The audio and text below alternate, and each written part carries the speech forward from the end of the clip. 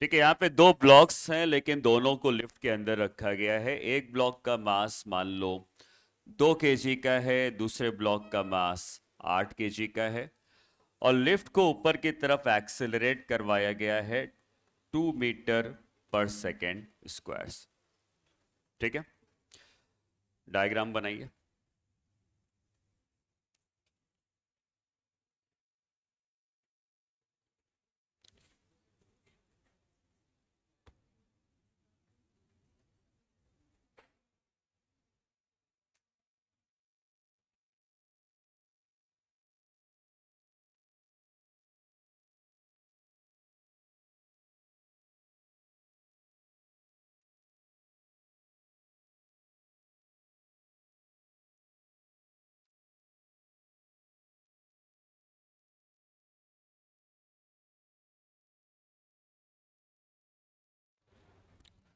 Question लिखोगे।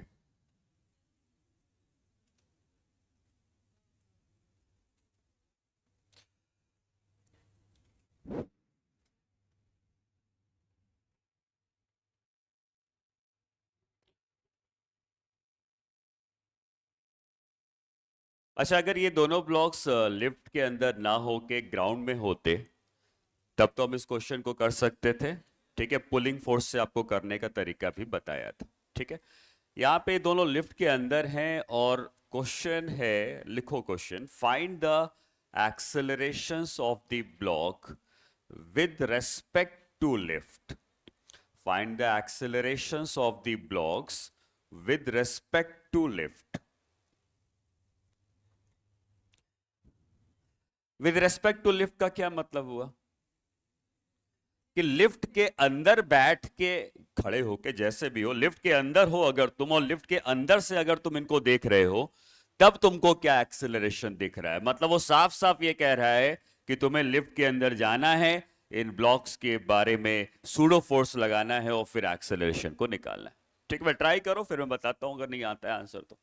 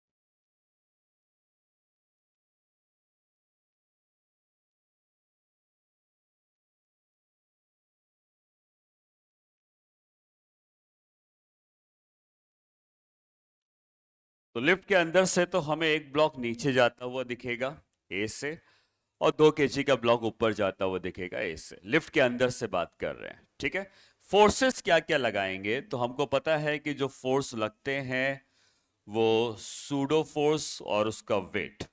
तो इसके ऊपर इसका वेट लग रहा होगा, कितना होगा इसका वेट, mg मतलब 80 का। ठीक है, और इसके ऊपर सूडो फोर्स लग रहा होगा, नीचे की तरफ लगेगा, क्यों, क्योंकि लिफ्ट ऊपर जा रही है। लिफ्ट ऊपर जा रही है तो सूडो फोर्स नीचे लगेगा। कितना लगता है pseudo force, m a, m कितना है 8, ए कितना है 2, 16 न्यूटन का सूडो फोर्स नीचे की तरफ लगना चाहिए। जिधर लिफ्ट है अपोजिट डायरेक्शन में सूडो फोर्स लगना चाहिए। ठीक, उसी तरह से इस 2 kg वाले का वेट कितना हो गया 20, सूडो फोर्स किधर लगेगा, नीचे। लिफ्ट ऊपर गई है, आपको सूडो फोर्स हमेशा नीचे लगाना है। एम ए का मास है 2, ए है 2, कितना आ गया 4 का। ये हमको पता चल गया। ठीक, अब अगर हमें इसकी इक्वेशन लिखनी है तो हम इस क्वेश्चन को पुलिंग फोर्स से भी कर सकते हैं। पुलिंग फोर्स से करने का तरीका याद है, भूल गए।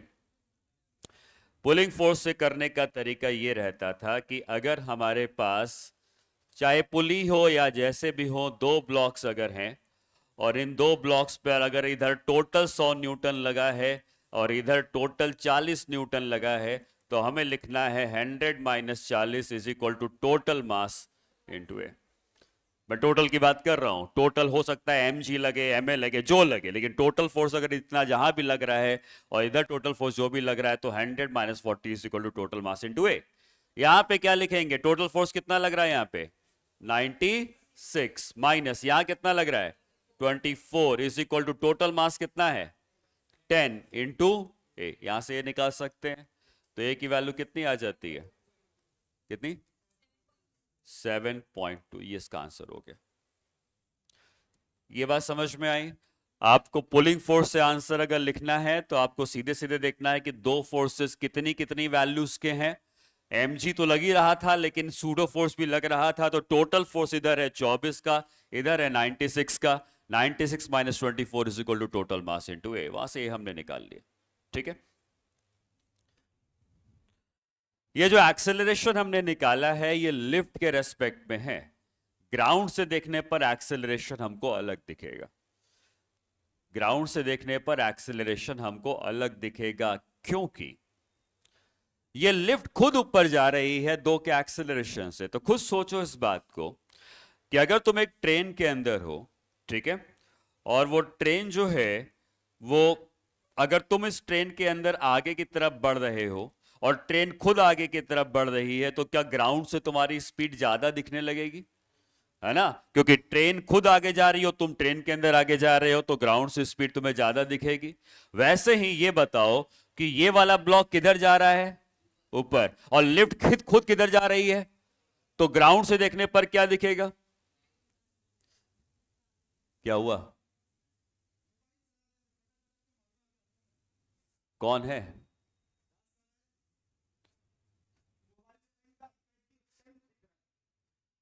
तो मोबाइल तो उनके नीचे रखते थे ना। कहा तो मैंने छोड़ दिया, मोबाइल ऊपर क्यों है जी?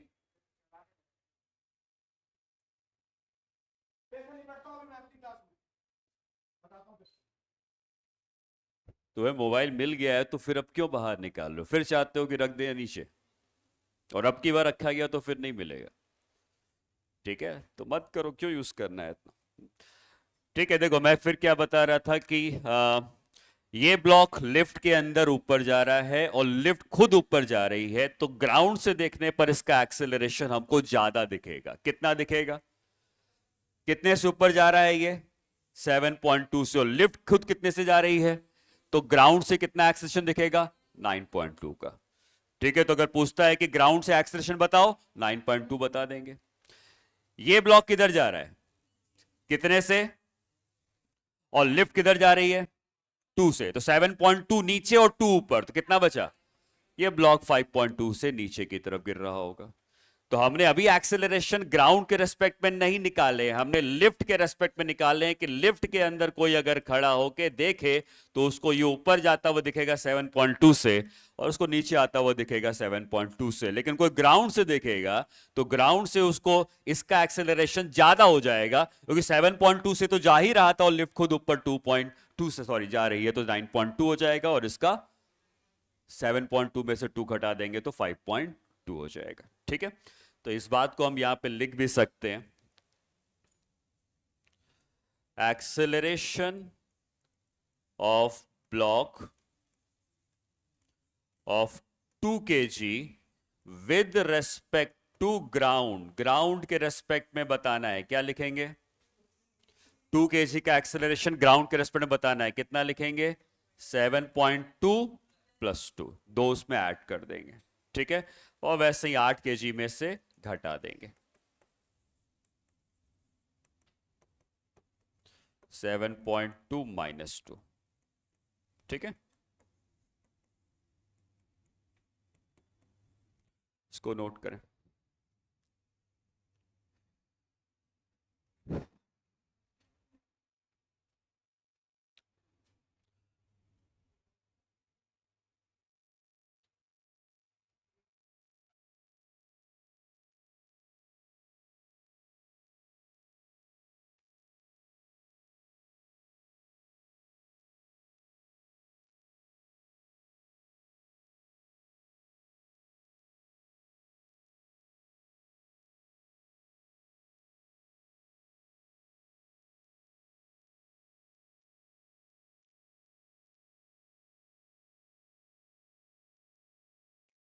टेंशन की वैल्यू कितनी आती थी अगर ये दोनों लिफ्ट के अंदर नहीं होते तो? 2m1m2 upon m1 plus m2 into gravity. ये याद रखना है इन सब चीजों को। अगर ये दोनों ग्राउंड पे, अगर मतलब लिफ्ट में नहीं होते और सिंपली इस तरीके से हैंग कर रहे होते, तब इनका टेंशन की value 2m1m2 upon m1 plus m2 into g आती है।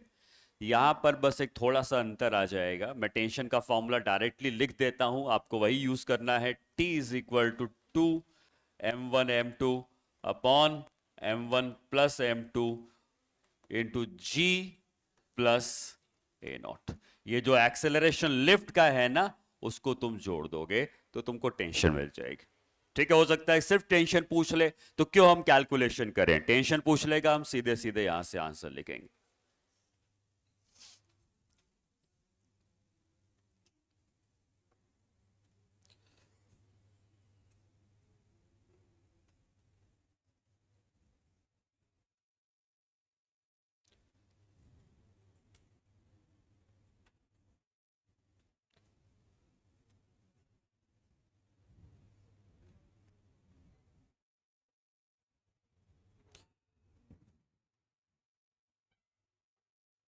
ठीक है,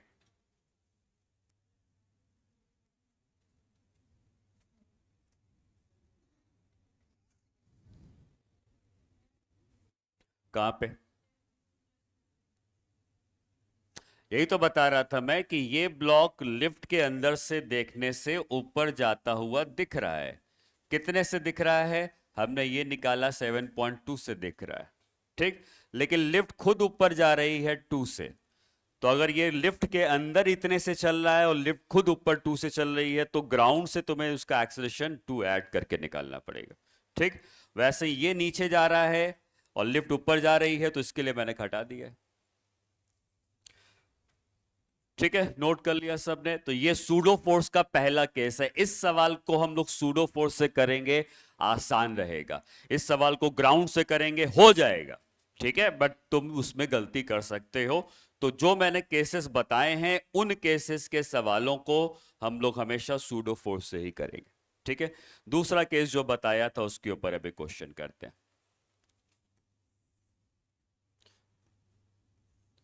एक इंक्लाइन प्लेन है जिसको कि हमने ग्राउंड पे रखा है, मान लो। ठीक है, और इसके ऊपर एक ब्लॉक है। ये एंगल थीटा का है। बहुत फेमस सवाल है, नीट में कई बार आ चुका है, मैं कहता 3-4 बार आ चुका होगा। ठीक है, अब इस सवाल में ये है कि हम इस इंक्लाइन, अगर हम ऐसे ही छोड़ दें तो ब्लॉक ऑब्वियसली इंक्लाइन प्लेन में गिर के नीचे आ जाएगा। ठीक है, छोड़ दिया जाए तो गिर के नीचे आ जाएगा। लेकिन हम इस इंक्लाइन प्लेन को अगर एक्सेलरेट करवाने लगे, तो हो सकता है कि ब्लॉक नीचे की तरफ गिरना बंद कर दे। हो सकता है अगर आप इंक्लाइन प्लेन को तेजी से एक्सेलरेट कराएं तो ये ब्लॉक नीचे गिरना बंद कर सकता है। और बहुत तेजी से एक्सेलरेट कराओगे तो क्या करेगा? ऊपर स्लिप करके पीछे गिर जाएगा। ठीक, तो कोई ना कोई एक्सेलरेशन ऐसा होगा जिस एक्सेलरेशन से एक्सेलरेट करवाने पर ब्लॉक अपनी जगह से नीचे नहीं गिरेगा। ठीक, तो सवाल यही पूछा जाता था, कितना एक्सेलरेशन होना चाहिए। क्वेश्चन लिखो, डायग्राम बनाओ।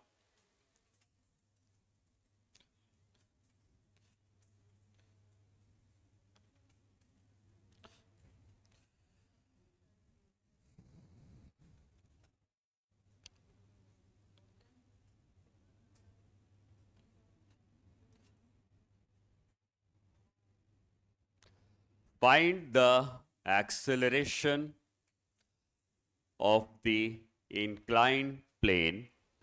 Find the acceleration of the inclined plane for which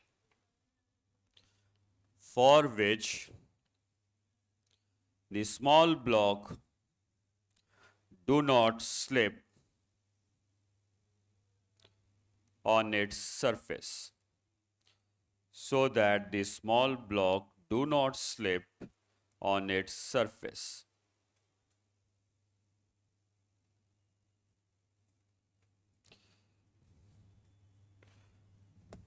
ठीक है, हम कितने एक्सेलरेशन से इसको एक्सेलरेट करवाएं जिससे कि ये ब्लॉक ग्राउंड इसकी सरफेस पे स्लिप ना करे, मतलब स्लिप करता हुआ नीचे ना आए।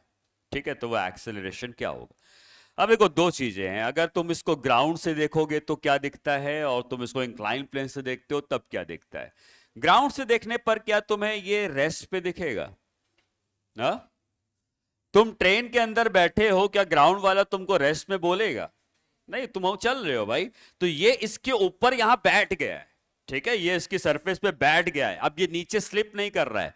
लेकिन भाई ये जिस सरफेस पे बैठा है वो खुद भी तो चल रही है, तो ग्राउंड से देखने पर हमको ये रेस्ट पे नहीं दिखेगा, ग्राउंड से देखने पर हमको चलता हुआ दिखेगा। रेस्ट पे कहां से दिखेगा?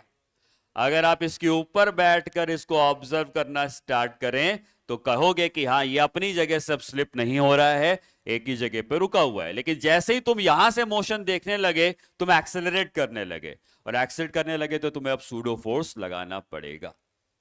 किस डायरेक्शन में लगेगा? अगर ये लेफ्ट में जा रहा है तो सूडो फोर्स को लगाना पड़ेगा राइट डायरेक्शन पे। और क्या फोर्स लग रहे हैं इसके ऊपर? mg लग रहा है। लेकिन हम लोग इंक्लाइन सरफेस के सवाल जब भी आते हैं तो mg नहीं, सीधे सीधे mg cos थीटा और mg sin थीटा हम लगा देते हैं, ठीक है। तो इस तरफ आ जाता है mg sin थीटा, इस डायरेक्शन में आ जाता है mg cos थीटा। और कौन सा फोर्स लग रहा है? Normal reaction. ये तीन फोर्स तो इस एक्सिस में आ चुके हैं, ये एमए वो किसी एक्सिस पे नहीं आया है, तो हमें इस एमए के दो कंपोनेंट्स लेने पड़ेंगे जिससे कि एमए भी एक्सिस की तरफ आ जाए, ठीक है। बाकी तीन फोर्स ऑलरेडी एक्सिस पे हैं, mg cos theta, mg sin theta, normal reaction. अब इस अगर एमए के तुम दो कंपोनेंट्स लेते हो तो एक कंपोनेंट इस डायरेक्शन पे आएगा एमए का, और दूसरा कंपोनेंट एमए का इस डायरेक्शन पे आएगा। ये दो कंपोनेंट्स लिख सकते हैं अगर एंगल पता हो, और एंगल एक्चुअली पता है कैसे। ये एंगल आपको दिया है थीटा है, ये एंगल दिया है तो ये एंगल भी थीटा ही होगा, ठीक है। ये वाला एंगल थीटा दिया है तो वह एंगल थीटा ही होगा। यहां पे इसका ये वाला कंपोनेंट मिल जाता है कॉस थीटा, और इधर का कंपोनेंट मिल जाता है साइन थीटा। और ये इक्वेशन, ये डायग्राम किसने बनाया है? जो इंक्लाइन प्लेन के ऊपर बैठा है उसने बनाया है, और उसके हिसाब से ब्लॉक अपनी जगह से मूव नहीं कर रहा है, ब्लॉक जहां है वहीं रुका हुआ है। तो वो अब क्या करेगा? इन सारे फोर्सेस को बैलेंस कर देगा, क्योंकि उसके हिसाब से तो कोई मोशन हो ही नहीं रहा है। और अगर फोर्स को बैलेंस करेगा तो ये जो mg साइन थीटा है ये किसके बराबर कर देगा? ma cos थीटा के। यहां से मास मास कैंसिल हो जाएगा और एक्सेलरेशन की वैल्यू आ जाती है जी tan थीटा। ये इंपॉर्टेंट है, मैंने कहा यानी नीट में कई बार आ चुका है, तो याद रखोगे। ऐसा कोई भी सवाल आता है जिसमें ब्लॉक को स्लिप नहीं करना है, वहां एक्सेलरेशन हमेशा जी tan थीटा के ही बराबर हमको करना है, ठीक। अच्छा, एक और बात हमको पता करनी है, वो है नॉर्मल रिएक्शन।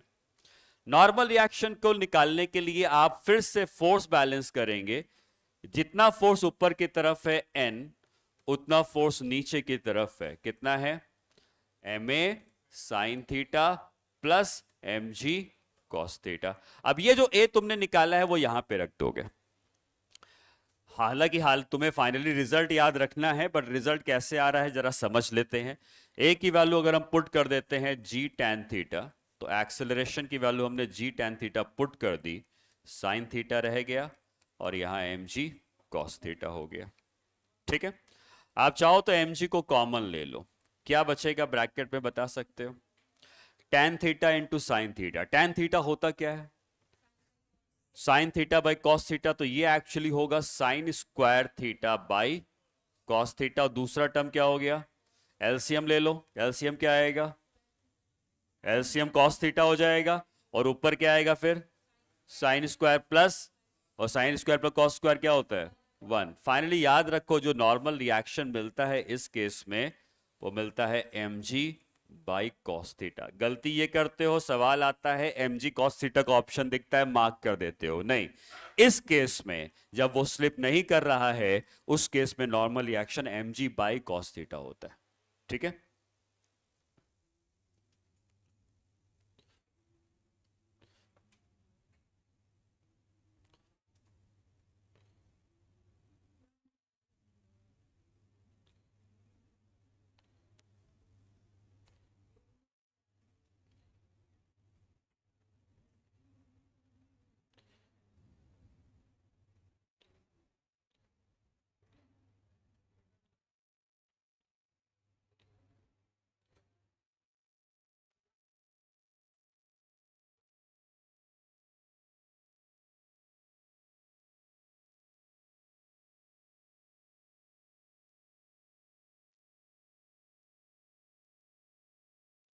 ठीक है, तो ये दोनों रिजल्ट्स आपको याद रखने हैं, एक्सेलरेशन की वैल्यू और नॉर्मल रिएक्शन की वैल्यू। ठीक है, जो दूसरा केस हो गया। और एक बार देखता हूं कौन सा केस बताया था।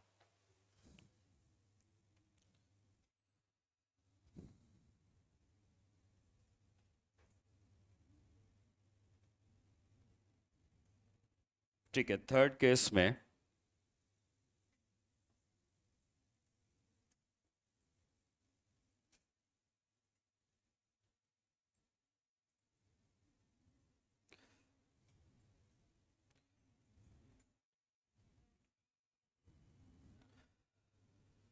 ठीक है, नोट कर लिया सबने।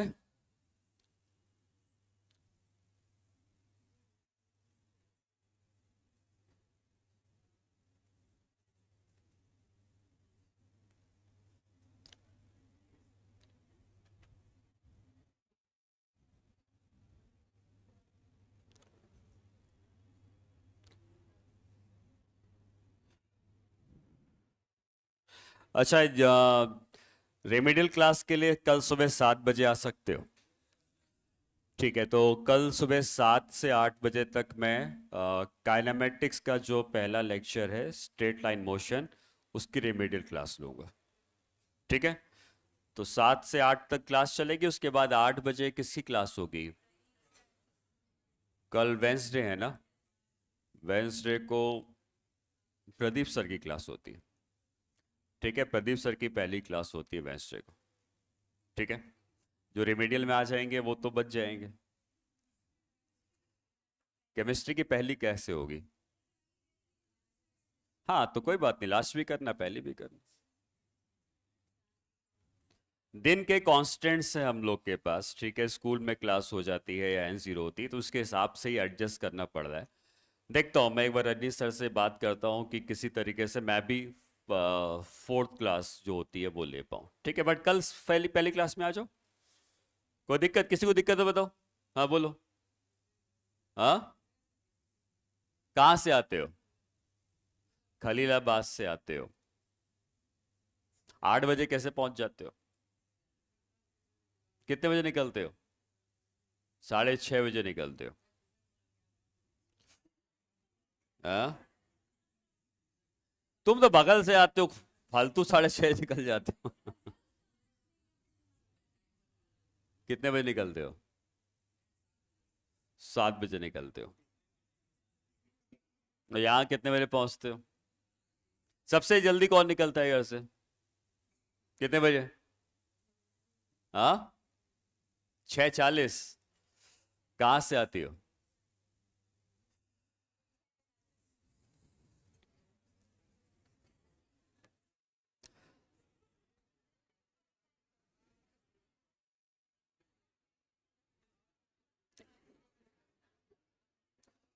फिर क्या किया जाए?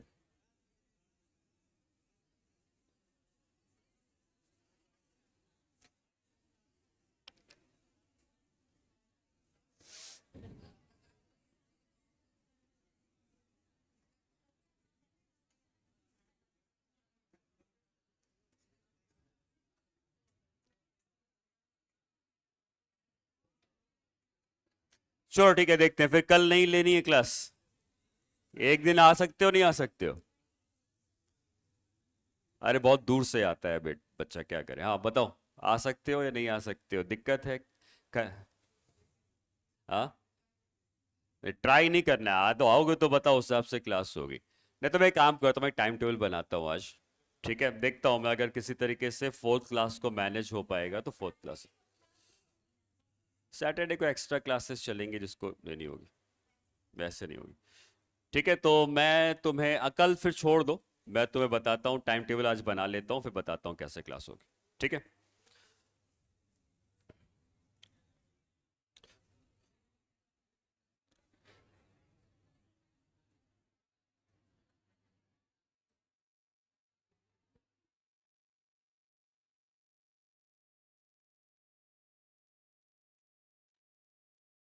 इंक्लाइन प्लेन के ऊपर एक ब्लॉक को रखा गया है और ब्लॉक को छोड़ेंगे तो ब्लॉक स्लिप करके नीचे आएगा। ठीक है, हमसे ये पूछा गया है कि कितना टाइम लगेगा ब्लॉक को नीचे आने में।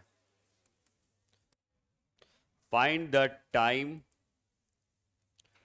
taken by block to slip down the inclined plane from rest से रिलीज करते हैं और कितने समय में नीचे आ जाएगा। क्या सूडो फोर्स लगाना है यहां पे? नहीं लगाना है, क्योंकि यहां पे कोई एक्सेलरेट कर ही नहीं रहा है। सूडो फोर्स तो तब लगाते हैं जब इंक्लाइन प्लेन को हम एक्सेलरेट करते हैं, तो यहां पर कोई भी सूडो फोर्स की नीड नहीं है। ठीक है, और सूडो फोर्स की नीड अगर नहीं है तो आप सिंपली जैसे सवाल करते हैं वैसे करें, आपको एक्सेलरेशन पता हो जाएगा, ये डिस्टेंस आपको बता दिया गया है, s is equal to u t plus half a t square से टाइम निकाल सकते हो। ट्राई करो।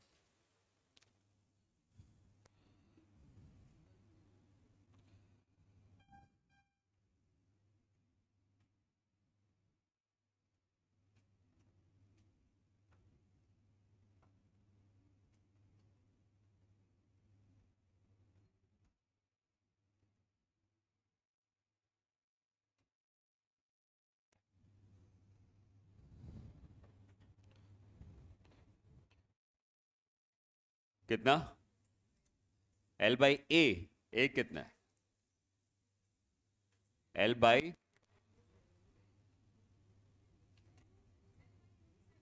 √2 L/G साइन थीटा। ठीक है,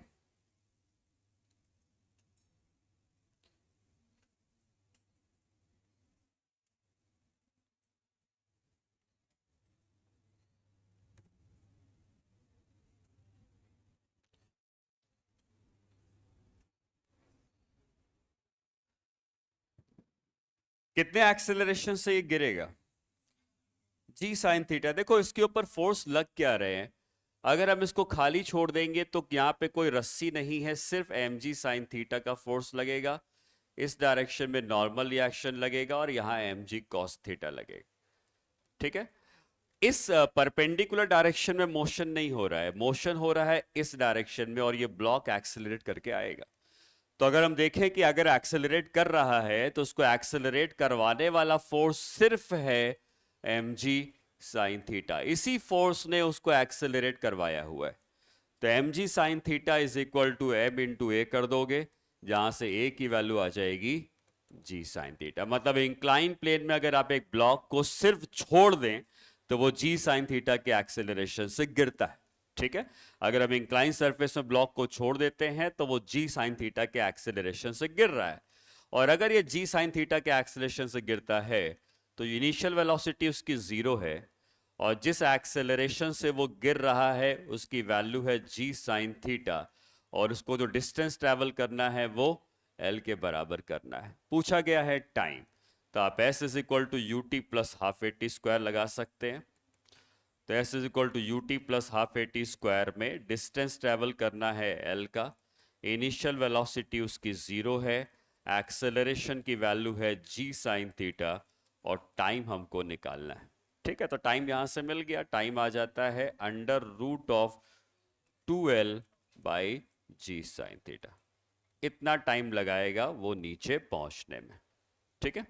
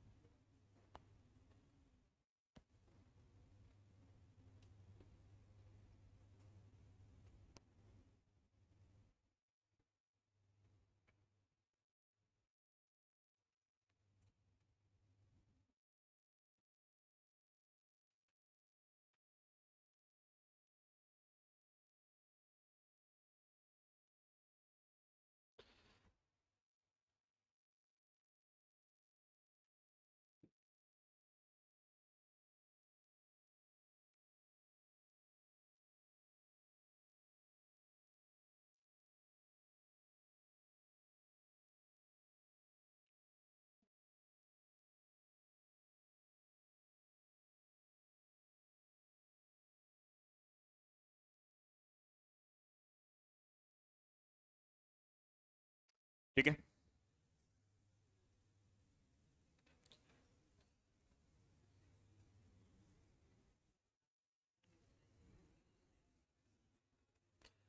अब इसमें कोई नया क्वेश्चन बना सकते हैं क्या?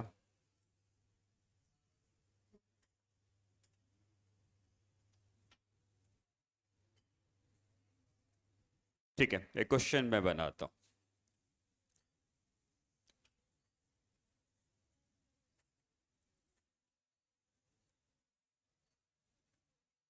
यहां पे ये एक इंक्लाइन प्लेन है और सिमिलरली यहां पर एक दूसरा इंक्लाइन प्लेन भी है। ठीक है,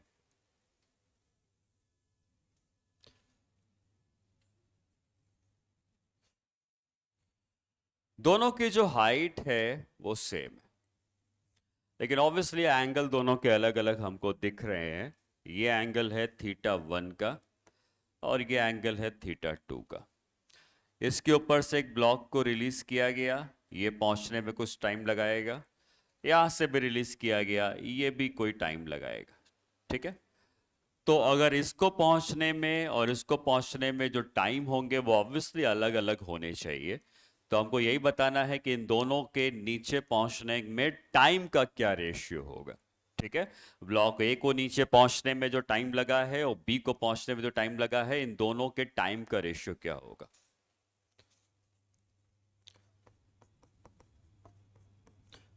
find the ratio of time taken by blocks to reach the bottom। ठीक, अब देखो हमारे पास एकदम नया सवाल आ गया। ठीक है, हमें हमें नहीं पता कि हमें ये पता है कि हमें टाइम कैसे निकालना है, बट अगर हमारे पास कोई भी, देखो फिजिक्स में कोई भी नया क्वेश्चन तुरंत बन सकता है, कुछ भी बड़ी बात नहीं है। ऐसे में कई क्वेश्चन ऐसे ही बना सकता हूं। तो एक क्वेश्चन मैंने ये बना दिया और ये क्वेश्चन एग्जाम में आ गया। अब हम इसको कैसे करेंगे?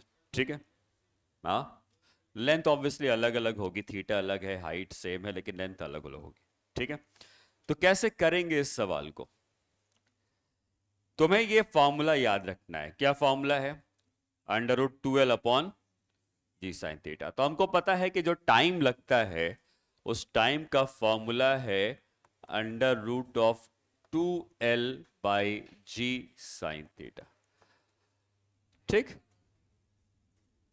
क्या साइन θ2 बाई साइन θ1? ठीक है, वही आंसर आएगा। ठीक है, अब कैसे आया? तो हमने कोई नई चीज नहीं करनी है। हमें यह पता है कि पिछले सवाल में हमको लेंथ दी थी। ठीक है, हमको पिछले सवाल में लेंथ दी थी, बट इस सवाल में लेंथ नहीं दी है। क्या दिया है? हाइट। और हाइट दोनों की सेम है, तो मैं लेंथ को एलिमिनेट करके हाइट निकालना चाहूंगा। और अगर ये हाइट h की है तो क्या एल, एच और थीटा में कोई रिलेशन है क्या? साइन थीटा को क्या लिख सकते हो? साइन थीटा को क्या लिख सकते हो? ट्राइंगल देखो, h बाई एल दिख रहा है। Sine theta is equal to perpendicular by hypotenuse. और हमको एल एलिमिनेट करना है, हमको h चाहिए, हमको थीटा चाहिए, बट एल नहीं चाहिए। तो एल को मैं लिख सकता हूं l is equal to h by sine theta. और ये जो मैंने एल निकाला है, इस एल को उठा के यहां पे रखने वाला हूं। ठीक है, तो अगर मैं ये वाला एल यहां रख दूं तो क्या एल को रखने से ये 2h हो जाएगा और नीचे साइन थीटा एक और आ जाएगा, तो क्या हो जाएगा? तो बेसिकली ये फॉर्मूला बन जाएगा, टाइम का फॉर्मूला हम लिख सकते हैं √2h by g sine square theta. ये हाइट के टर्म में फॉर्मूला बन गया। ठीक है, थोड़ा सा चेंज किया, एल को हटा दिया, हाइट के टर्म में फॉर्मूला बन गया। हाइट दोनों की सेम है, हाइट दोनों की सेम है। तो हाइट अगर दोनों की सेम है, ग्रेविटी दोनों के लिए सेम है, तो क्या time period sine square theta के इनवर्सली प्रोपोर्शनल है? टाइम साइन स्क्वायर थीटा के इनवर्सली प्रोपोर्शनल है, तो पहले का टाइम बाई दूसरे का time is equal to sine θ2 by sine θ1। क्यों? क्योंकि स्क्वायर भी है और रूट भी है। तो रूट में जब स्क्वायर लगाएंगे तो साइन थीटा ही तो बाहर आएगा। तो टाइम जो है वो साइन थीटा के इनवर्सली प्रोपोर्शनल आ रहा है, ये हमें पता चला। टाइम साइन थीटा के इनवर्सली प्रोपोर्शनल आ रहा है, तो T1 का टाइम θ1 के इनवर्सली प्रोपोर्शनल और t2 का टाइम sin θ2 के इनवर्सली प्रोपोर्शनल। समझ में आई ऐसी बात कि अगर हम कोई थोड़ा बोड़ा चेंज करते हैं, क्योंकि आगे ना आप ये श्योर नहीं हो सकते हो कि जो मैंने पढ़ा है वही सवाल आ जाएगा, नहीं, थोड़ा बहुत चेंज वो कर सकता है। तो आपको अगर पता है कि हमें टाइम का फॉर्मूला पता है, तो अगर इस तरह के कोई चेंज करेगा तो वो भी निकाला जा सकता है। ठीक है,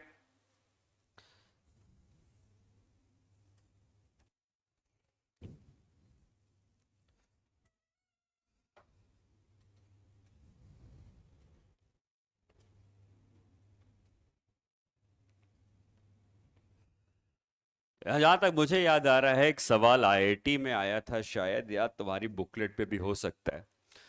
वो सवाल कुछ ऐसा था कि एक पार्टिकल को हम सीधे ड्रॉप करते हैं, एच की हाइट गिरता है, और उसी पार्टिकल को इंक्लाइन प्लेन में रखते हैं, वो भी एच की हाइट गिरता है। दोनों के टाइम का रेशियो पूछा था। तो ये फॉर्मूला वहां पे लग सकता है, बस फर्क क्या पड़ेगा, जो ब्लॉक सीधे गिर गया है उसके लिए थीटा कितना है, 90 है, तो बस एक एंगल 90 हो जाएगा, दूसरा थीटा रहेगा, और वहां से भी हम रेशियो निकाल सकते हैं। समझ में ना? अगर मान लो ये ब्लॉक को मैं ऐसे रख देता, तो क्या ये ब्लॉक सीधा नीचे गिर जाता? तो वही कह रहा था, अगर ब्लॉक को सीधा नीचे गिराना है तो सीधा नीचे गिरने का समय और इंक्लाइन प्लेन से गिरने के समय का रेशियो बताओ। तो ये फॉर्मूला आप याद रखो समय का, दो इंक्लाइन प्लेन होंगे तभी भी काम कर जाएगा, एक वर्टिकली गिर रहा है और एक इंक्लाइन प्लेन में गिर रहा है तभी भी काम कर जाएगा। ठीक है, नोट कर लिया सबने? अब हमें एक्चुअली हम लोग पढ़ रहे थे सूडो फोर्स, लेकिन मैंने तुम्हें यह सवाल जो लास्ट वाला था जानबूझ के कराया, देखिए उस सवाल से रिलेट करके ही हम सूडो फोर्स का क्वेश्चन करने वाले। ठीक है, इसको नोट करिए, फिर नेक्स्ट क्वेश्चन बताता हूं।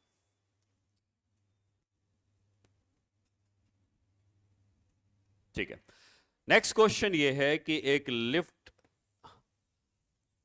ली जाए और इस लिफ्ट के अंदर एक इंक्लाइन प्लेन रख दिया जाए। ठीक है, अभी तक इंक्लाइन प्लेन ग्राउंड में था, लेकिन अब ये इंक्लाइन प्लेन एक लिफ्ट के अंदर है। इस इंक्लाइन प्लेन का एंगल थीटा के बराबर है। एक ब्लॉक को यहां से रेस्ट से रिलीज कर रहे हैं, ब्लॉक को यहां से रेस्ट से रिलीज कर दिया गया, वहां भी रेस्ट से रिलीज किया गया था। ठीक है, बट यहां पे जो लिफ्ट है ये खुद ऊपर जा रही है, और लिफ्ट के ऊपर जाने का एक्सेलरेशन ए नॉट का है। ठीक, लेकिन अब ब्लॉक तो इंक्लाइन प्लेन में नीचे गिर के पहुंचेगा ही। फिर से वही क्वेश्चन पूछा गया है, इसकी लेंथ एल की है, find the time taken by block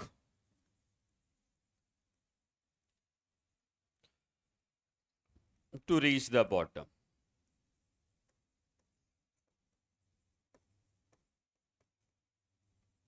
ठीक है, करो।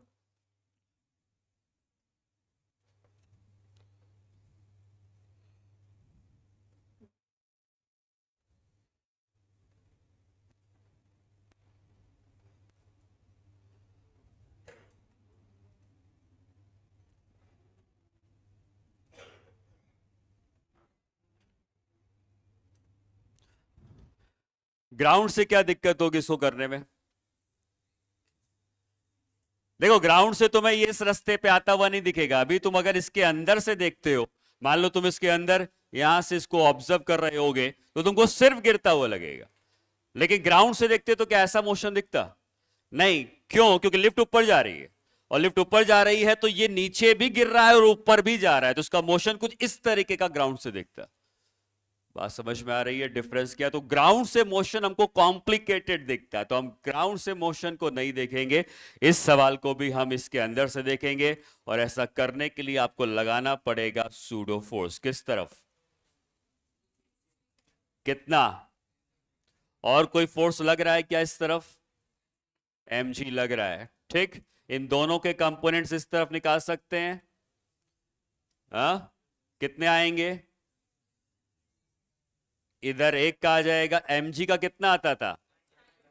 तो ma का भी आ जाएगा, ma साइन थीटा, दोनों का साइन थीटा का कंपोनेंट आ जाएगा, और इस डायरेक्शन में लेते तो दोनों के कॉस थीटा के कंपोनेंट आते हैं। ठीक, जरा पिछले डायग्राम में वापस जाते हैं, इस डायग्राम को देखो, कितना फोर्स लगता था? mg साइन थीटा, तो एक्सेलरेशन कितना आया था? अब कितना फोर्स लग रहा है? mg sine theta plus ma sine theta. तो अब एक्सेलरेशन कितना आएगा? एक्सेलरेशन हो जाएगा g साइन थीटा, या ऐसे लिख लो simply g plus a naught sine theta. ये एक्सेलरेशन याद रखो, ठीक। तो जैसे यहां पर एक और एडिशनल फोर्स उसको मिल गया ma नॉट का, mg तो लग ही रहा था। अगर सिर्फ mg लग रहा था एक्सेलरेशन g साइन थीटा होता था, लेकिन अगर ma नॉट भी लग रहा है तब उसका net acceleration g plus a naught sine theta हो जाएगा। और टाइम कितना आएगा? पहले टाइम कितना आया था? Under root of 2l by g। अब क्या आएगा?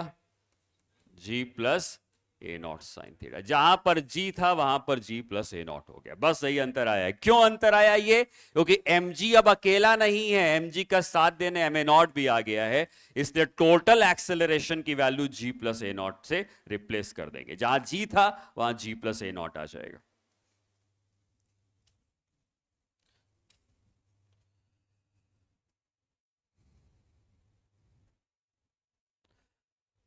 ठीक है, तो जोड़ो जो पढ़ा है तुमने पहले और जो पढ़ा है अभी, उसको लिंक करो आपस में कि जब लिफ्ट एक्सेलरेट नहीं कर रही थी तब आंसर क्या था, जब लिफ्ट एक्सेलरेट करने लगी तब क्या आंसर में चेंज आया, क्यों आया। रीजन भी पता होना चाहिए, क्योंकि जैसे ही लिफ्ट ऊपर एक्सेलरेट करेगी यहां पर ma नॉट का सूडो फोर्स और जुड़ जाएगा, और ये दोनों फोर्स मिलकर टोटल फोर्स बना रहे हैं। कितना बना रहे हैं दोनों मिलके? m g plus a not. तो जहां पर सिर्फ पहले mg होता था वहां पे mg प्लस ए नॉट हो गया है, ठीक है। और जहां पर पहले सब g साइन थीटा होता था वहां g plus a naught sine theta हो गया। वहीं अगर लिफ्ट नीचे की तरफ एक्सेलरेट करती तो क्या होता? अगर लिफ्ट नीचे की तरफ एक्सेलरेट करती तो क्या सूडो फोर्स ऊपर की तरफ लगाते? तब क्या होता? mg minus ma not. मतलब तब acceleration g plus a not नहीं होता, क्या होता? g minus. तो लिफ्ट अगर ऊपर एक्सेलरेट कर रही है तो g प्लस ए नॉट है, लिफ्ट नीचे एक्सेलरेट कर रही है तो g माइनस ए नॉट है, और लिफ्ट एक्सेलरेट नहीं कर रही है तो सिर्फ g है, ठीक है। ठीक है, तो ये एक केस हो गया जहां पे सूडो फोर्स से हमें क्वेश्चन को सॉल्व करना है। जब भी लिफ्ट के अंदर कोई चीज है और लिफ्ट एक्सेलरेट करवा दे रहे हो तो हमें लिफ्ट के अंदर से ही उस क्वेश्चन को करना होता है, ठीक है। लिफ्ट के अंदर पुली से हमने 2 ब्लॉक हैंग किए थे, वहां पे सूडो फोर्स लगाया। इंक्लाइन प्लेन का एक सवाल किया था जिसमें इंक्लाइन प्लेन नहीं एक्सेलरेट हो गया, उसको भी सूडो फोर्स से किया। अब लिफ्ट के अंदर इंक्लाइन प्लेन रख दिया, लिफ्ट एक्सेलरेट कर गई, इसको भी हमने सूडो फोर्स से किया, ठीक है। एक और क्वेश्चन करेंगे सूडो फोर्स से, नोट कर लिया सबने? ठीक है।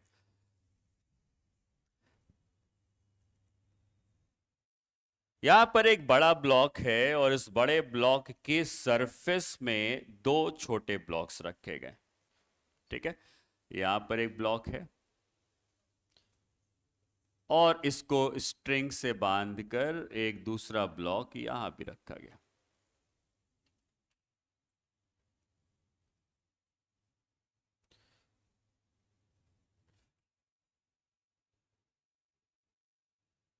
ठीक है, अगर हम ऐसे ही छोड़ दें तो ऑब्वियसली ये ब्लॉक तो गिर जाएंगे, स्लिप कर जाएंगे।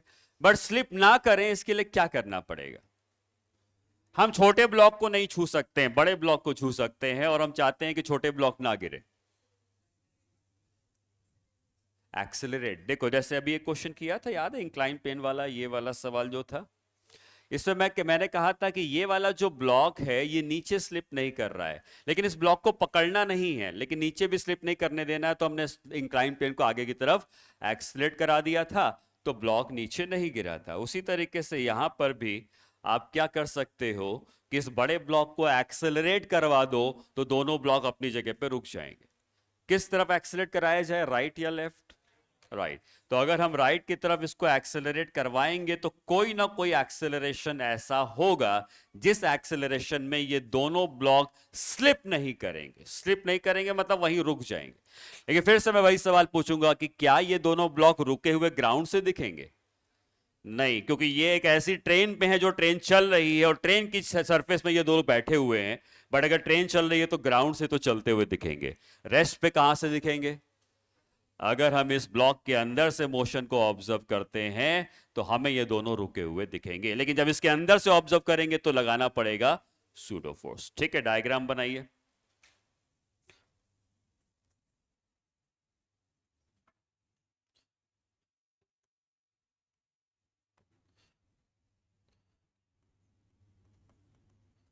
Find A naught for which M1 and M2 do not slip on its surface.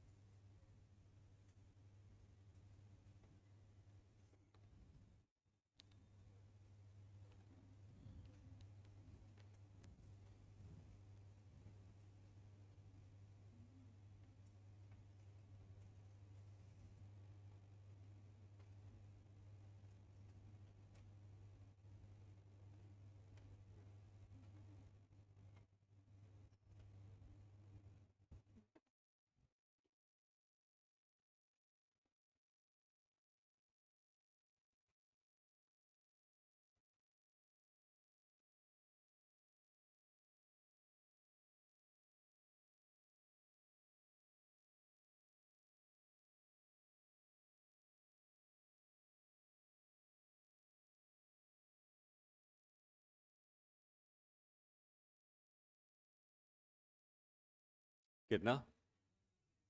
हाँ, ठीक है।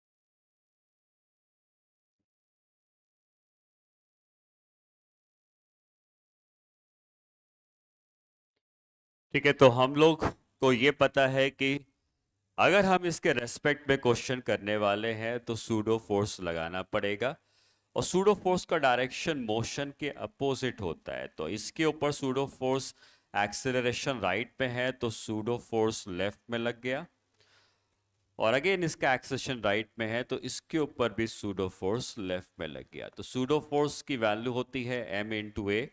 तो हमने दोनों के ऊपर सूडो फोर्स लेफ्ट में ही लगाया है क्योंकि इस बड़े ब्लॉक का एक्सेलरेशन राइट में हो रहा है। और भी कुछ फोर्सेस लग रहे होंगे, अगर हम उन बाकी फोर्सेस को भी डायग्राम में बनाते हैं तो यहां पर जो m1 है इसके ऊपर लग रहा होगा mg का फोर्स, ये m1g का फोर्स इधर लग गया। और कोई फोर्स बताओ? यहां पे कांटेक्ट हुआ है तो कांटेक्ट की वजह से नॉर्मल रिएक्शन भी लग रहा होगा, और यहां पे रस्सी बंधी है तो रस्सी के बंधने से टेंशन फोर्स भी लग रहा होगा। 4 फोर्स दिख रहे हैं। ठीक, यहां पे रस्सी है तो रस्सी में अगेन एक कांटेक्ट फोर्स, सॉरी टेंशन का फोर्स लग रहा होगा। इस पे नॉर्मल रिएक्शन ऊपर भी लग रहा होगा N2 का, और इसका वेट नीचे लग रहा होगा M2G का। ठीक है, तो मैंने फ्री बॉडी डायग्राम इसी में ही बना दिया है जिसमें सारे फोर्सेस मैंने रिप्रेजेंट कर दिए। ये डायग्राम किसके रेस्पेक्ट में है? बड़े ब्लॉक के रेस्पेक्ट में है। और अगर तुम बड़े ब्लॉक के रेस्पेक्ट में देखोगे तो ये दोनों ब्लॉक हमको रेस्ट में दिखेंगे, दोनों छोटे ब्लॉक हमको रेस्ट पे दिखेंगे। और रेस्ट पे दिखेंगे तो क्या फोर्स बैलेंस होना चाहिए। तो अगर हम इसमें फोर्स को बैलेंस करते हैं तो ऊपर का फोर्स है T और नीचे का फोर्स है M1G, पहली इक्वेशन। और हॉरिजॉन्टल बैलेंस करते हैं तो जो नॉर्मल रिएक्शन है वो है m1a0, दूसरी इक्वेशन। ये दोनों इक्वेशंस क्लियर हैं m1 वाले के लिए। वैसे ही जो m2 का ब्लॉक है अगर हम उसकी दो इक्वेशंस देखें तो t की वैल्यू है कितनी? m2a0, तीसरी इक्वेशन। और वर्टिकल को बैलेंस करेंगे तो आएगा n2 is equal to M2G, ये चौथी इक्वेशन। हमारे लिए ये जो सेकंड और फोर्थ इक्वेशन है, ये हमारे लिए किसी काम की नहीं है। हमारे लिए सिर्फ पहली इक्वेशन और तीसरी इक्वेशन काम की है, क्योंकि अगर हम पहली और तीसरी इक्वेशन से t को एलिमिनेट कर दे हमें आंसर मिल जाएगा। तो पहली इक्वेशन के हिसाब से t है m1g और तीसरी इक्वेशन के हिसाब से t है m2a0। ये समझ में आया? हमने इसको इसके संग बराबर कर दिया, दोनों t है, और जैसे ही बराबर किया a0 की वैल्यू आ गई m1/m2g। ठीक है। जितने भी क्वेश्चंस मैंने सूडो फोर्स के कराए हैं उनके आंसर्स आपको याद रहने चाहिए, क्योंकि बहुत चांसेस हैं कि इन्हीं में से कोई सवाल डायरेक्टली नीट में पूछा जाए। ठीक है, तो आपको डायरेक्टली इनके आंसर्स पता होने चाहिए।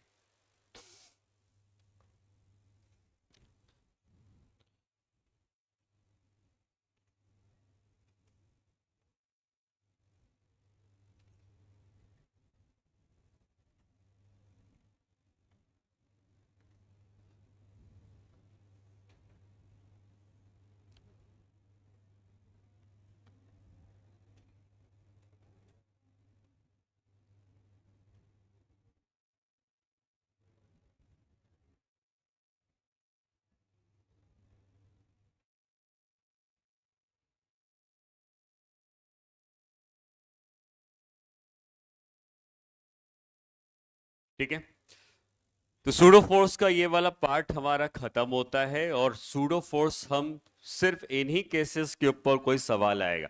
हाँ, थोड़ा बहुत चेंज कर सकता है, लेकिन जैसे ही कोई लिफ्ट के अंदर कोई चीज, लिफ्ट अगर एक्सीलरेट कर रही है और लिफ्ट के अंदर किसी चीज के बारे में पूछा गया है, तो हम लोग सूडो फोर्स से ही उस सवाल को करेंगे।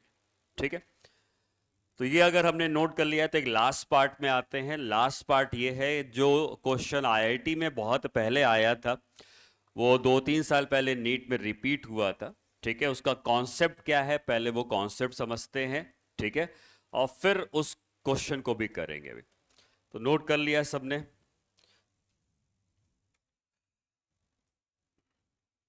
मैंने तुमको ये बात पहले बताई है कि कभी स्ट्रिंग और स्प्रिंग आपस में जुड़ी होती हैं तो उन सब में टेंशन सेम होती है। लेकिन मान लो क्वेश्चन कुछ ऐसा है जहां पे ये स्प्रिंग है, फिर ये ब्लॉक है, फिर एक रस्सी आई है, फिर एक दूसरा ब्लॉक है, यहाँ पे स्प्रिंग है, यहाँ तीसरा ब्लॉक।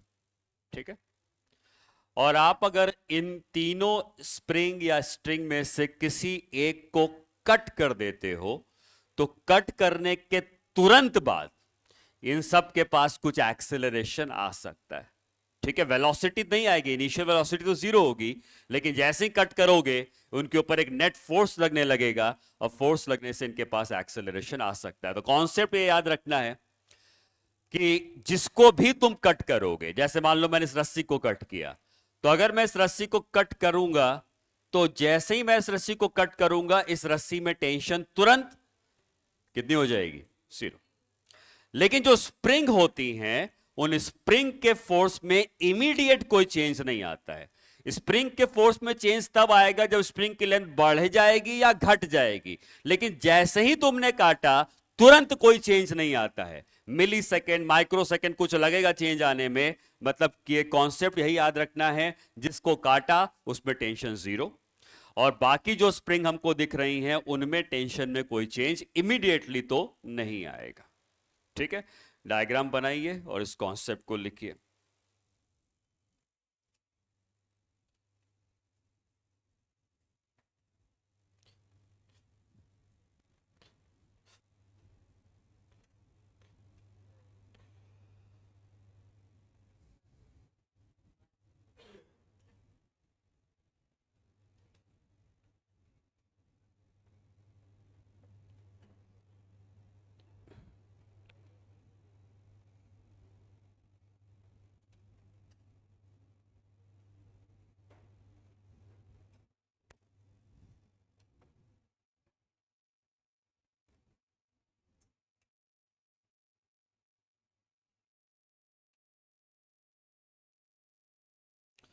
लिखेंगे इस बात को, when we cut a string or spring, when we cut a string or spring,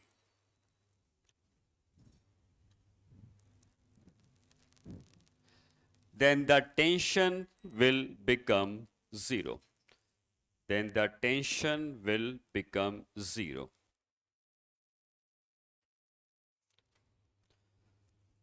But then the tension will become zero. But there is no immediate change. But there is no immediate change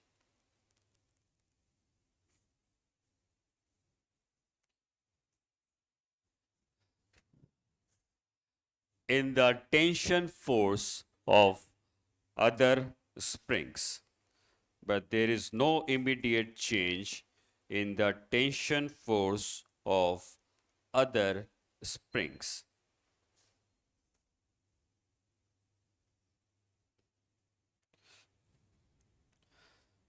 ठीक है? हाँ, मैं फिर से repeat करता हूं. If we cut string or spring, then the tension becomes zero. But there is no immediate change. But there is no immediate change in the tension force of other springs. But there is no immediate change in the tension force of other springs. ठीक है? तो ये बात समझ में आ गई कि जो रस्सी या स्प्रिंग आपने कट करी है उसमें तो टेंशन तुरंत जीरो हो जाएगी, लेकिन बाकी स्प्रिंग में टेंशन में तुरंत कोई चेंज नहीं आएगा. हमें आंसर निकालना है तो हम थोड़ा इसको डायरेक्ट करने की कोशिश करेंगे, लंबा प्रोसेस नहीं अपनाएंगे. तो क्या तरीका है पहले मैं तुम्हें ये बता दूं. ठीक है? तो सबसे पहले तो आपको करना क्या है कि जब हमने इस रस्सी को नहीं कट किया है, जब हमने इस रस्सी को नहीं कट किया है, तो यहां पे आपको 3 ब्लॉक दिख रहे हैं. तीनों के अलग अलग मास हो सकते हैं. हो सकता है इसका मास m1 हो, इसका मास m2 हो, इसका मास m3 हो. ठीक है? तुम्हें पता नहीं पीछे दिख रहा है कि नहीं दिख रहा है, बट तीनों के मासेस मैंने लिख दिए हैं. इसका मास है m1, इसका मास है m2 और इसका मास है m3. तो तीनों के मासेस पहले आप लिख दिए होंगे ऑब्वियसली. पहला स्टेप जो तुम्हें करना है वो ये है कि ये तीनों जो रस्सी हैं या स्प्रिंग है उसमें टेंशन का फोर्स लिखो. किसी भी रस्सी या स्प्रिंग में जो टेंशन का फोर्स होगा वो उसके नीचे जितना मास है उसके ग्रेविटी से मल्टीप्लाई करके आ जाएगा. तो इस स्प्रिंग में टेंशन होगी कितनी? m1. वैसे ही जब इसमें टेंशन निकालेंगे तो इसमें टेंशन होगी इसके नीचे टोटल मास कितना है? m1 plus m2. तो टोटल टेंशन हो जाएगी m1 प्लस m2 इंटू जी. ठीक? और वैसे यहां पे tension m1 plus m2 plus m3 into g. ये तीनों में टेंशन लिखते. क्लियर है बात? तो सबसे पहला काम आप तीनों में टेंशन का फोर्स लिख दो. फिर दूसरा ये स्टेप आता है कि आपने जिस भी रस्सी को काटा है उसमें टेंशन तुरंत जीरो हो जाने वाली है. जैसे ही कट किया तुरंत जीरो हो जाने वाली है. अब मेरे जो बताने वाला हूं नेक्स्ट कॉन्सेप्ट उसको जरा समझो. मतलब हम इस क्वेश्चन को छोटे तरीके से करेंगे, लंबे तरीके से नहीं करेंगे. अगर कोई ब्लॉक है और इस ब्लॉक पर हमने कुछ फोर्स लगाए, मान लो 5 न्यूटन लगाया, 10 न्यूटन लगाया, 15 न्यूटन लगाया, 4 न्यूटन लगाया, 26 न्यूटन लगाया. ठीक? टोटल फोर्स राइट की तरफ कितना है और लेफ्ट की तरफ कितना है? मतलब ये इक्विलिब्रियम में. इक्विलिब्रियम मतलब टोटल फोर्स बैलेंस है और ये इक्विलिब्रियम में है. अगर इनमें से एक फोर्स हट जाए तो क्या ये ब्लॉक इक्विलिब्रियम में रह पाएगा? नहीं. तो कोई भी एक फोर्स हटा देते हैं. मान लो 10 का फोर्स हट गया. अब 10 का फोर्स जैसे ही हटा तो 5 अभी भी लग रहा है, 15 अभी भी लग रहा है. इस तरफ का फोर्स 4 न्यूटन लग रहा है और इस तरफ का फोर्स 26 न्यूटन लग रहा है, लेकिन अब 10 न्यूटन नहीं लग रहा है. तो नेट फोर्स लेफ्ट की तरफ तो 30 अभी भी है, लेकिन राइट की तरफ कितना है? तो नेट फोर्स कितना बचा? 10 का बचा। किस तरफ बचा? तो ये क्या लेफ्ट की तरफ एक्सेलरेट करेगा और लिखेंगे 10 is equal to m a, force is equal to m a, क्योंकि अब नेट फोर्स 10 का बचा। तो मैं ये समझाना चाहता हूं कि अगर किसी बॉडी पर कुछ लोग मिलके फोर्स लगा रहे हैं और वो बॉडी के ऊपर नेट फोर्स अगर 0 है और उनमें से कोई भी एक फोर्स हट जाए, कोई भी एक फोर्स हट जाए, तो जितना फोर्स हटा उसके ऊपर उतना ही नेट फोर्स लगा। अगर इसमें से 10 हट गया तो उसके ऊपर नेट फोर्स 10 का लगने लगा, और अगर ये फोर्स राइट में लग रहा था वो हटा तो इसके ऊपर नेट फोर्स किधर लगने लगा? लेफ्ट में। अगर इस बॉडी पर 10 न्यूटन का फोर्स जो राइट में लग रहा था वो हट गया तो अब इस बॉडी के ऊपर नेट फोर्स 10 का ही लगेगा लेकिन लेफ्ट में लगेगा। और हमको पता है न्यूटन का second law, net force is equal to m a, तो नेट फोर्स अब लग रहा है 10 का, तो 10 is equal to m a. समझ में आई ये बात? अब इसी को मैं F1, F2, F3, F4 से भी बता सकता था, बात एक ही है। अगर किसी बॉडी पे 5 फोर्स लग रहे हैं, F1, F2, F3, F4, F5, और बॉडी रेस्ट पे है, इसका मतलब नेट फोर्स कितना लगा? 0। अगर इसमें से F2 हट गया तो नेट फोर्स अब कितना लगने लगा? F2। अगर F2 हटा तो नेट फोर्स F2 लगा, F2 हटा तो नेट फोर्स F2 लगा, और नेट फोर्स F2 लग रहा है तो हम लिख देंगे F2 is equal to M into A। समझ में आई ये बात? ठीक, अब वापस आते हैं इस प्रॉब्लम में। मतलब मैं ये समझाने के लिए यूज कर रहा था, तुम चाहो तो इसको भी नोट कर सकते हो, या मैं एक जनरल इसका वर्जन बता दूं। यहाँ पे F1 लग रहा है, इधर F2 लग रहा है, इधर F3 लग रहा है, F4 लग रहा है। ठीक है, अगर यहां से F1 का फोर्स गायब हो जाए और सिर्फ लगने लगे F2, F3 और F4, तो ये ब्लॉक किस तरफ मूव करेगा? लेफ्ट की तरफ मूव करेगा। और किस एक्सेलरेशन से मूव करेगा ये कैसे निकालेंगे? F1 इज इक्वल टू जो फोर्स गायब हुआ वही नेट फोर्स है, जो फोर्स गायब हो गया वही नेट फोर्स है, और उसको तुम एम ए के बराबर लिख सकते हो। ठीक है, नोट कर लो इसको, फिर इस प्रॉब्लम में आ जाते हैं।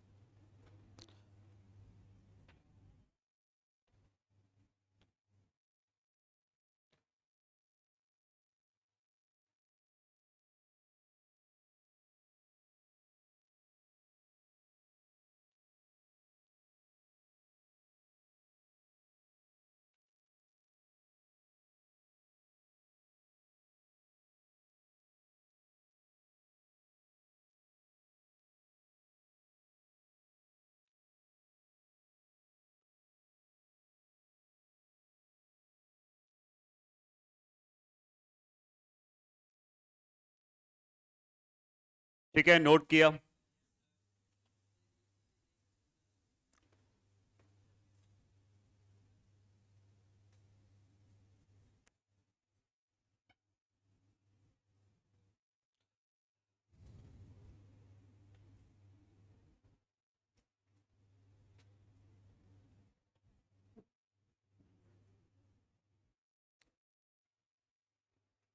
ठीक है, अब समझते हैं ये स्प्रिंग वाली प्रॉब्लम को कैसे करना है। एक एग्जाम्पल से ही समझेंगे। तो जो डायग्राम मैंने बनाया था वो सेम डायग्राम बनाऊंगा, लेकिन इस बार मासेस की वैल्यू में दे दूंगा। यहाँ पे मैंने स्ट्रिंग का यूज किया था, स्ट्रिंग लगा देते हैं। यहाँ पे फिर से एक ब्लॉक है और यहाँ स्प्रिंग। ठीक, और हमें बीच वाली स्प्रिंग को कट करना है, बीच वाली रस्सी को कट करना है। तो पहले तो हम इनके मासेस लिख लें। इसका मास मैं m लिखता हूं, इसका मास 2m है, इसका मास 3m है। ठीक, मासेस पता चल गए। क्या तीनों में टेंशन बता सकते हो? इसमें टेंशन कितनी है? इस वाले में यहाँ पे टेंशन है mg, यहां पे टेंशन 3 mg, यहां पे। तो टेंशन लिखने का तरीका आपको पता है, जितना भी नीचे मास है सबको जोड़ दोगे टेंशन आ जाएगी। फिर हमसे कहा गया है कि हमने बीच वाली रस्सी को कट कर दिया है, इस रस्सी को कट कर दिया गया है। जैसे ही आपने इस रस्सी को कट किया, क्या ये जो टेंशन दिख रही है ये गायब हो जाएगी? क्योंकि टेंशन, जैसे ही रस्सी को कट किया टेंशन कितनी हो गई? 0। तो वो टेंशन गायब हो गई।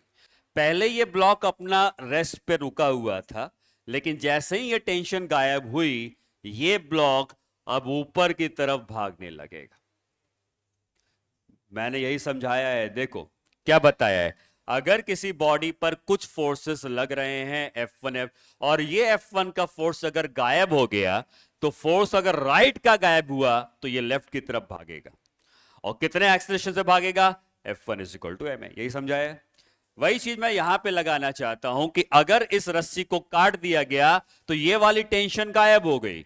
तो टेंशन जो नीचे लग रही थी, इसके ऊपर टेंशन नीचे लग रही थी, वो गायब हो गई। तो किधर भागेगा वो? ऊपर। कितने एक्सेलरेशन से? T इज इक्वल टू, अगर मैं इसको T1 का नाम दे देता हूं क्योंकि टेंशन अलग अलग हैं, T1 is equal to 3m। जो फोर्स गायब हुआ वही force is equal to mass into acceleration. तो अगर यहां से T1 का फोर्स गायब हुआ, रस्सी को कट किया, T1 गायब हो गया, तो T1 is equal to 3m into A1। A1 है मान लो। क्या यहां से A1 निकाल सकते हो? T1 की वैल्यू कितनी है? 3 mg है, पुट कर देंगे। 3 mg is equal to 3m into A1। कितना आ गया A1? इसका एक्सेलरेशन g के बराबर। ठीक है, फिर से समझते हैं। मान लो दूसरे ब्लॉक को देखते हैं। ये जो ब्लॉक तुम्हें दिख रहा है, इसमें ये टेंशन क्या लग रही थी पहले रस्सी के होने पर, लेकिन जैसी रस्सी काटी क्या वो टेंशन गायब हो गई। टेंशन किधर लग रही थी? इसके ऊपर। इस ब्लॉक को रस्सी ने ऊपर की तरफ खींचा होगा, लेकिन जब टेंशन गायब हो गई तो ये किधर भागेगा? नीचे, क्योंकि टेंशन ऊपर लगी थी, नीचे भागेगा। कितने एक्सेलरेशन से भागेगा? क्या लिखेंगे? T1 is equal to 2m into, जो फोर्स गायब हुआ वो force is equal to mass into acceleration. इस पे लगने वाला T1 का फोर्स गायब हो गया है, कट किया गायब हो गया। जो फोर्स गायब हुआ वही ढूंढना है, बाकी मुझे और किसी से कोई मतलब नहीं है कितने फोर्सेस लग रहे हैं। सिर्फ मतलब है जिस रस्सी को काटने से फोर्स गायब हुआ वो कौन था। और अगर यहां से ये वाला फोर्स गायब हो गया तो ये force is equal to 3ma और यही force is equal to 2ma। समझ में आई बात? यहां पे हम क्या लिखेंगे? 3mg is equal to 2m A2। कितना आ जाएगा? 3g/2 is equal to A2। तीसरे ब्लॉक के पास जाओ, नीचे वाले ब्लॉक के पास। उस पे कोई फोर्स गायब हुआ? नहीं भाई, इससे तो ये रस्सी जुड़ी ही नहीं थी, तो इस पे लगने वाले फोर्स में कोई चेंज नहीं आया। इसमें अगर कोई चेंज आया ही नहीं, इसका एक्सेलरेशन 0 होगा। जिस रस्सी से ब्लॉक जुड़े हैं वही ब्लॉक एक्सेलरेट करेंगे, क्योंकि जिस रस्सी से ब्लॉक जुड़े थे वो रस्सी काटने से इनके ऊपर फोर्स गायब हुए हैं, लेकिन इस रस्सी के काटने से इसके ऊपर कोई तुरंत चेंज नहीं आएगा। आएगा, टाइम के बाद आएगा, लेकिन तुरंत स्प्रिंग के फोर्स में कोई चेंज नहीं आएगा, इसलिए उसका एक्सेलरेशन 0 लिखेंगे। मेथड समझ में आया है? ठीक है, एक बार नोट करो।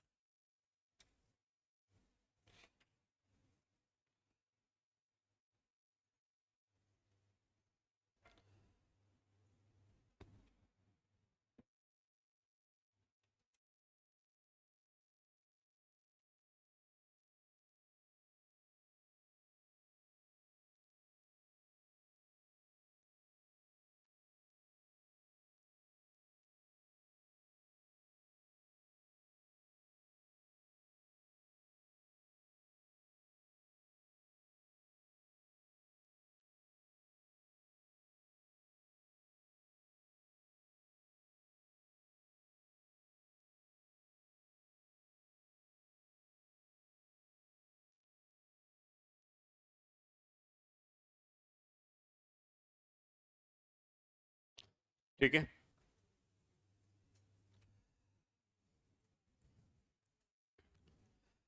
समझ में आया है?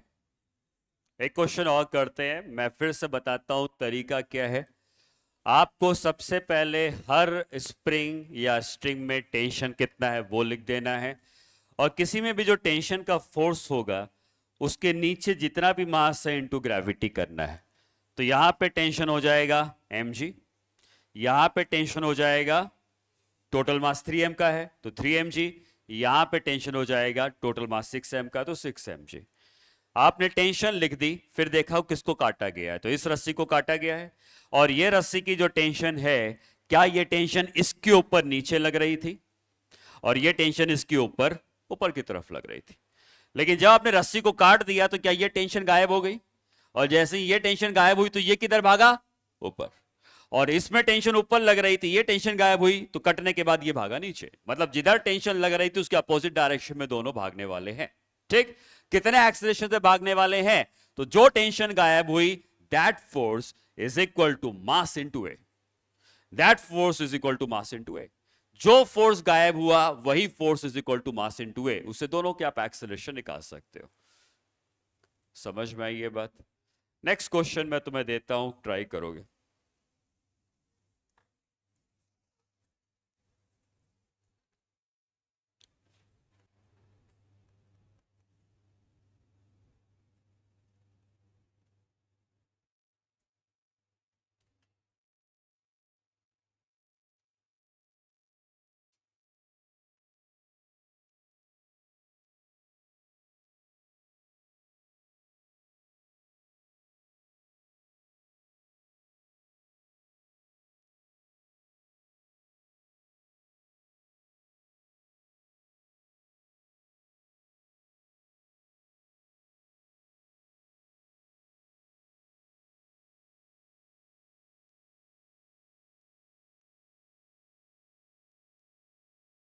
ठीक है, ये डायग्राम है और यहाँ पे किसी एक स्प्रिंग को कट कर देते हैं।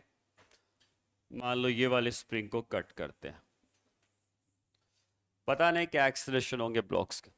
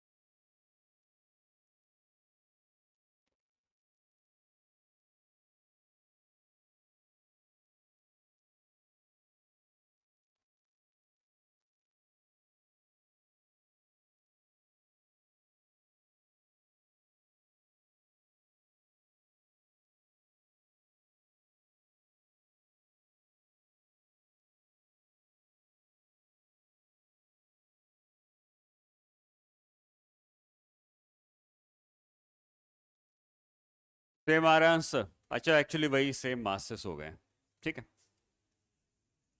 बाकी दो के एक्सेलरेशन जीरो, दो के जीरो आएंगे, इन दोनों के पास कोई ए नहीं आएगा क्योंकि इनमें लगने वाले फोर्सेस में चेंज नहीं आया है, बस इन्हीं दोनों का ए आएगा।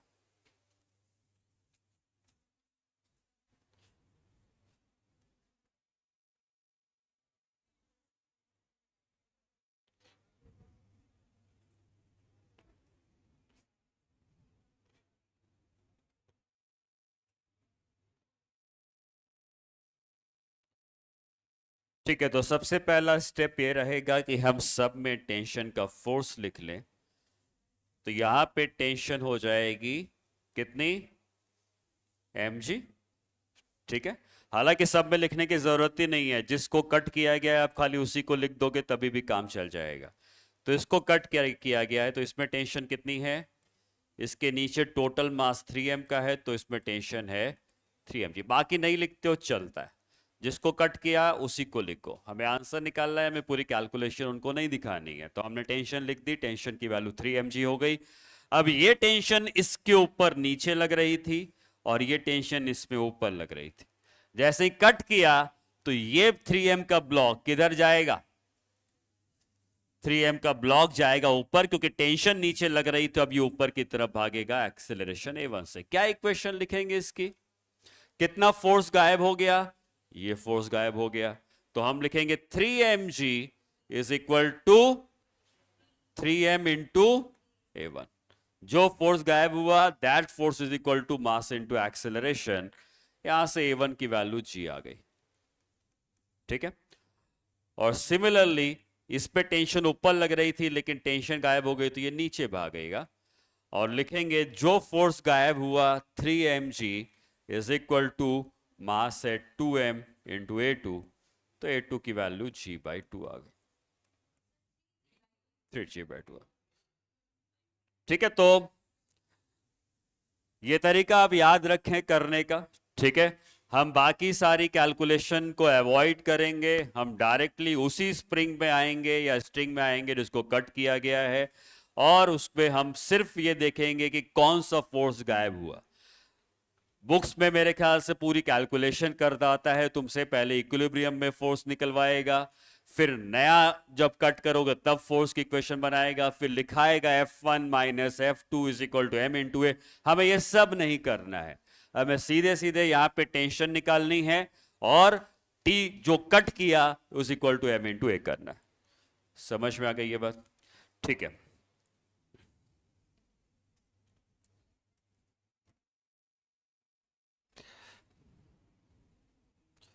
वेरिएबल मास सिस्टम सिलेबस में नहीं है, ठीक है। जो रॉकेट प्रपोर्शन था उसके क्वेश्चन बुकलेट में होंगे, क्योंकि बुकलेट थोड़ी पुरानी हो गई है, लेकिन वो अब सिलेबस में नहीं है। एनसीईआरटी में मैंने चेक किया, एनसीईआरटी में नहीं है, तो वो सिलेबस में भी नहीं है, तो उसको करने की जरूरत नहीं है, ठीक है। तो आपको जितना पढ़ाया गया है उतना ही है सिलेबस में, और अगली क्लास में हम लोग फिर नेक्स्ट जो पार्ट है फ्रिक्शन का उसको स्टार्ट करते हैं, ठीक है। रॉकेट प्रपोर्शन के क्वेश्चन नहीं करने हैं। जहां पर भी आपको इस तरीके की चीजें दिखती हैं, कैसी? dm/dt, ये जो क्वेश्चन इसके ऊपर बनेंगे उनको हमें नहीं करना है, वो सिलेबस में नहीं, ठीक है।